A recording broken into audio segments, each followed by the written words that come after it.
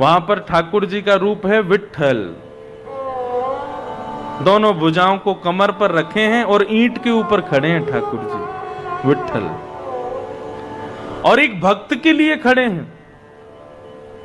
पुंडलीक नाम का भक्त था,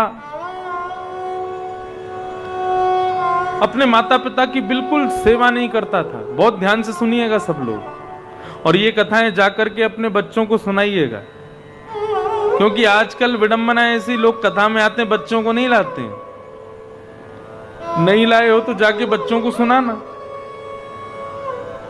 लेकिन हमको इस बात पर विचार करना चाहिए, हम आज कथाओं से, सत्संगों से बच्चों को दूर रखेंगे तो आने वाले 50 साल बाद मंदिरों में कौन जाएगा, ठाकुर जी के दर्शन कौन करेगा। इसलिए बच्चों को कथा में लाओ। पढ़ाई की वजह से नहीं लाते, किसी और कारण से नहीं लाते, तो फिर कथा सुनकर के जाओ और बच्चों को बैठा के फिर सुनाओ। तो इसलिए ध्यान पूर्वक सुना करो कथा। कोई अच्छी बात मिले तो अपने बच्चों को सुनाओ। तो एक भगवान का भक्त था, उसका नाम था पुंडलीक। वो बिल्कुल सेवा नहीं करता था माता पिता की। एक बार उसके माता पिता ने पुंडलीक से कहा कि पुंडलीक, हम बनारस जाना चाहते हैं, काशी जाना चाहते हैं, हमारी कोई व्यवस्था कर दो। पुंडलीक बोला, भगवान ने 2 पैर दिए, चल के चले जाओ, उसमें क्या व्यवस्था करूं मैं। और पंढरपुर महाराष्ट्र से काशी पैदल चल के जाना मतलब महीनों तक चलते रहो। माता पिता बेचारे एक बार बोले, पुंडलीक ने नहीं मानी बात, तो माता पिता बोले ठीक है बेटा, हम पैदल चले जाएंगे। दोनों माता पिता पैदल जाने लगे काशी की ओर। अब यहां पुंडलीक ने अपने सब मित्रों को बुला लिया घर पे। बोले माता पिता चले गए, घर पे कोई नहीं, सब आ जाओ, आनंद करेंगे। उसके सारे मित्र यार दोस्त सब आ गए। मित्रों ने रात रात में मन बनाया, पुंडलीक बहुत दिन हो गए कहीं गांव से बाहर गए नहीं घूमने, कहीं घूमने चलते हैं। बोले हमारे एक मित्र ने नया रथ खरीदा अभी अभी, नए घोड़े हैं, नया रथ है, चलो कहीं घूमने चलते हैं। कहां घूमने चले? तो पुंडलीक ने मन बनाया, बोले कि काशी घूमने चले। बोले ठीक है। अपने मित्रों के साथ गाड़ी में उसमें रथ में बैठ करके पुंडलीक काशी जा रहा है। माता पिता ने कहा था हमारी व्यवस्था कर दो, तो उनके लिए तो कोई व्यवस्था नहीं की, लेकिन स्वयं घूमने जा रहा है तो रथ में बैठ करके जा रहा है। एक मार्ग में बीच में कहीं पर माता पिता चलते हुए पुंडलीक को दिखाई भी दिए। उसको दिखा कि मेरे माता पिता जा रहे हैं, लेकिन पुंडलीक ने अपनी नजर फिर ली, कहीं इनको देख लिया, इन्होंने मुझे देख लिया तो कहेंगे रोक ले बेटा, हमें भी बैठा ले। ऐसा पुंडलीक, माता पिता के प्रति कोई श्रद्धा नहीं। रात्रि का समय हुआ, प्रयाग के आसपास जब पुंडलीक का रथ पहुंचा तो सब दोस्तों ने मन बनाया कि पुंडलीक कहीं रुक जाते हैं रात में। ठीक है। एक आश्रम दिखा, उस आश्रम में पुंडलीक अपने मित्रों के साथ रुक गया। रात्रि को सोने के बाद अर्धरात्रि का समय हुआ था, सुबह सुबह होने ही वाली थी कि पुंडलीक को बहुत तेज प्यास लगने लगी।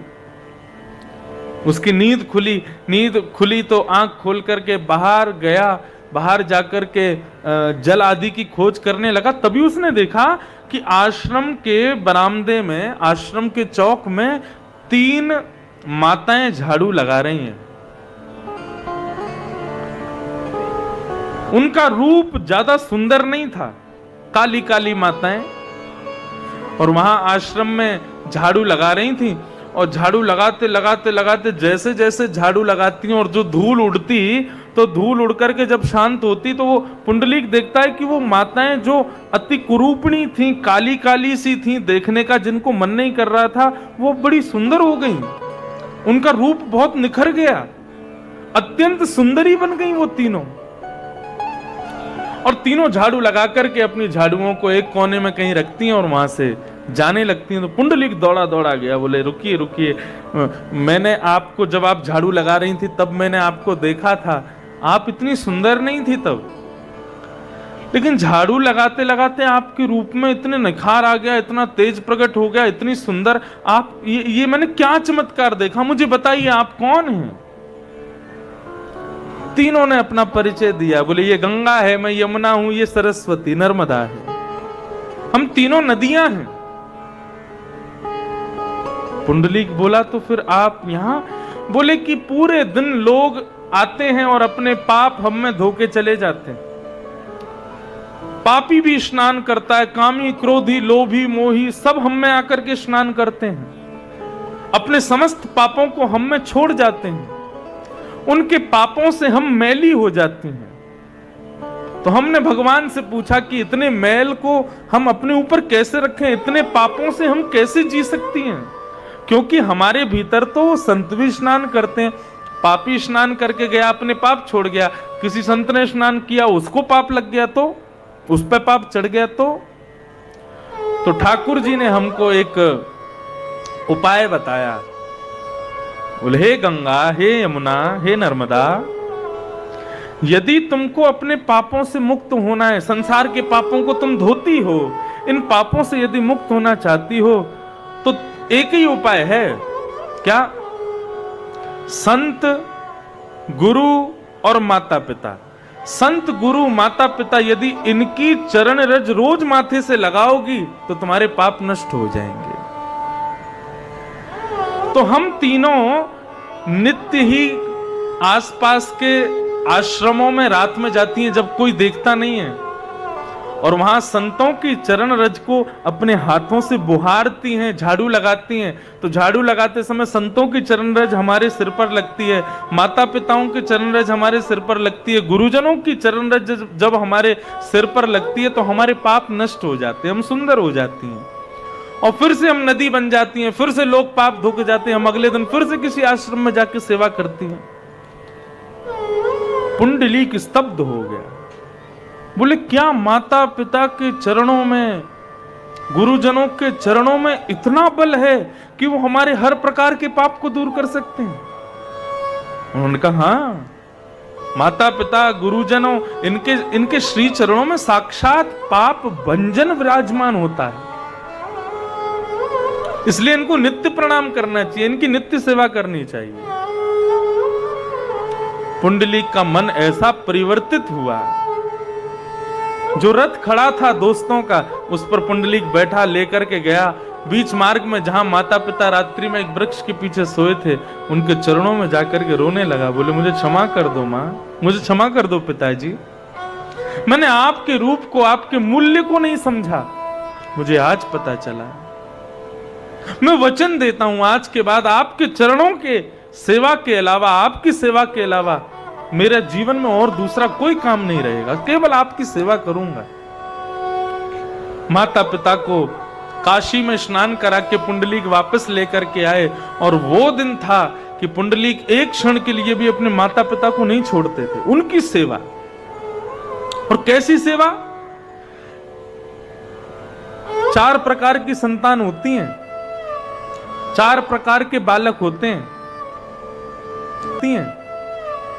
4 प्रकार के बालक होते हैं। कैसे कैसे बालक होते हैं?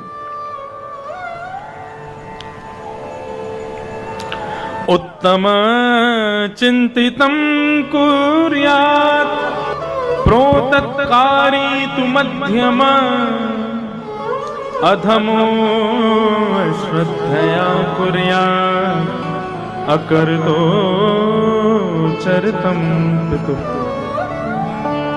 उत्तम बालक कौन है? उत्तम संतान कौन है? जो अपने माता पिता के मुख को देख करके समझ जाए कि माता पिता क्या चाहते हैं, वो उत्तम बालक। माता पिता को आज्ञा करने की जरूरत नहीं है, उनके चेहरे के आव भाव को देख करके जो बालक समझ जाए कि माता पिता क्या कहना चाहते हैं, वो उत्तम बालक। मध्यम बालक कौन है? जो माता पिता की आज्ञा की इंतजार करता है कि ये कहें तो करूंगा, जो बिना आज्ञा के कार्य को पूर्ण कर दे वो उत्तम बालक, जो आज्ञा मान करके कार्य को करे वो मध्यम बालक। और अधम कौन? अश्रद्धया कुर्यात, माता पिता की आज्ञा होने के बाद भी उस कार्य के प्रति अश्रद्धा रखता हो। मां कह दे बेटा चल बाजार से टमाटर लिया, अब वो टमाटर, अब कुछ भी कह सकती है मां तो, अरे मैं आपको टमाटर लाने वाला लगता हूं, मैंने इंजीनियरिंग, मैंने ये बीए इसलिए की कि मैं ये बाजार से टमाटर लेके आऊंगा, ये काम लगता है मेरा। वो चला जाता है बाजार, ले आता है सामान, लेकिन माता पिता की आज्ञा को पहले खूब सुना देता है। अश्रद्धा प्रकट करने के बाद जो आज्ञा को पूर्ण करता हो वो अधम बालक है। और चौथा वाला सबसे पिछड़ा हुआ बालक कौन? जो आज्ञा को मानता ही नहीं है। बेटा पानी लिया और पड़ा है महाराज बिस्तर पे, पांव मिला रहा है, नहीं कर रहा, नहीं लेके आता। माता पिता कह रहे हैं पैरों में दर्द हो रहा है, थोड़ा पैर दबा दे। एक हाथ से फोन चला रहा है, दूसरे हाथ से पांव दबा रहा है। इस प्रकार के ये कौन है? इस श्लोक में तो बिल्कुल चांडाली कहा गया उनको, इस प्रकार के बालकों को। पुंडलिक कैसा बालक बना? उत्तम बालक, माता पिता की आज्ञा होने से पहले ही समझ जाता है कि मुझे क्या करना है। इतना सेवानिष्ठ हो गया ठाकुर जी, इतना सेवानिष्ठ हो गया अपने माता पिता के कि भगवान उससे रीझ गए। भगवान के मन में आया माता पिता के चरणों में प्रेम करने वाला ऐसा बालक मैंने पहले कभी नहीं देखा, इसको तो जाके दर्शन दूंगा मैं। पुंडलिक माता पिता की सेवा कर रहा था, इतने में ही मुख्य द्वार पर तेज प्रकाश प्रकट हुआ। प्रकाश को देख करके पुंडलिक कहने लगा, अरे भैया कौन है, इतना प्रकाश क्यों कर रहे हो? अरे इस प्रकाश को कम करो, मेरे माता पिता उठ जाएंगे। भगवान ने अपना तेज कम किया। कौन हो भैया? भगवान रुक्मणी जी को और लेके गए थे साथ में। ठाकुर जी बोले हम हैं द्वारिकाधीश, राजा धीराज महाराज त्रिलोकीनाथ, साक्षात भगवान द्वारिकाधीश। पुंडलीक बोला आप भगवान हो? बोले हाँ मैं भगवान। अच्छा यहां क्या कर रहे हो? बोले अरे तुझे दर्शन देने आया हूं। पुंडलीक बोला किस खुशी में? रुक्मणी जी बोली इतना अपमान कर रहा है आपका और आप यहां खड़े हुए हो। भगवान बोले अरे कोई बात नहीं, सुनो ना। बोले वो तुम अपने माता पिता की बहुत सेवा करते हो ना, तो उससे प्रसन्न होकर के मैं तुम्हें दर्शन देने आया हूं। पुंडलीक बोला माता पिता मेरे, मैं सेवा करता हूं, खुशी आपको क्यों हो रही है? प्रसन्न आप क्यों हो रहे हो? और फिर भी भैया आपको खुशी हुई तो अच्छी बात है, लेकिन मुझे आपका दर्शन नहीं करना, जाओ चले जाओ यहां से। भगवान बोले तुझे हमारा दर्शन ही नहीं करना? क्यों? बोले मेरे तो लक्ष्मी नारायण मेरे माता पिता हैं, मेरी मां मेरी लक्ष्मी है, मेरे पिता मेरे नारायण हैं, मुझे इनमें ही आपका दर्शन हो जाता है। तो आप क्यों श्रम कर रहे हो? मेरे द्वार पर क्यों आए हो प्रभु? चले जाओ। रुक्मणी जी बोली अब नहीं रुकना यहां पर, चलो यहां से। भगवान बोले थोड़ी देर रुको। पुंडलीक अरे थोड़ा आ तो सही, मुझे अच्छा लग रहा है तेरे से मिलने में, तू आ, थोड़ा मुझे अपने गले से लगा, मेरे पास थोड़ा बैठ, मुझसे थोड़ी बात कर, मुझे अच्छा लगता है तेरे जैसे भक्तों से मिलना। पुंडलीक बोलो क्षमा करना महाराज, अभी तो मेरे माता पिता की सेवा कर रहा हूं, पैर दबा रहा हूं, अभी कैसे आ जाऊं मैं? अभी नहीं आ पाऊंगा। और यदि आपको मुझसे मिलना है ना, 2 घंटा इंतजार करो, अभी 2 घंटे माता पिता की सेवा करूंगा, फिर इनके लिए प्रसादी बनाऊंगा, फिर उनको भोग लगाऊंगा, तो फिर स्वयं पाऊंगा, फिर बचा हुआ आपको भी खिलाऊंगा, तब आपके पास आऊंगा। इतना माता पिता का प्रेमी। गुस्से में भर गई लक्ष्मी। लक्ष्मी कहने लगी अरे तू भगवान से मिलने नहीं आ रहा तो कम से कम कोई आसन तो दे दे, भगवान नंगे पांव खड़े तेरे द्वार पर। अरे जिनके लिए त्रिलोकी में बड़े बड़े देवता तरसते हैं, ऋषि महामुनि तपस्या करते हैं, जिनके दर्शन के लिए तेरे द्वार पर आए हैं और तू उनको आसन भी नहीं दे रहा है। पुंडलीक बोला मेरी गलती नहीं है, मैंने बुलाया तो नहीं था इनको, खुद ही आ गए अपने आप ही। अब आ गए हो तो इनकी हाजी हजूरी करो, इनके सब सेवा करो, अब आ गए हो तो वापस तो जाओगे नहीं। लो नीचे ईंट पड़ी थी, ईंट को खिसका दिया, लीजिए इसी को आसन समझ के इस पे बैठ जाओ, खड़े रहो, जो करना है करो। रुक्मणी जी रोकती रही लेकिन ठाकुर जी नहीं रुके, और उस ईंट के ऊपर दोनों कमर पर हाथ रख के ठाकुर जी विट्ठल बनकर प्रकट हो गए। बोलो विट्ठल भगवान की, श्री पंडरीनाथ भगवान की जय। ऐसे ठाकुर जी प्रकट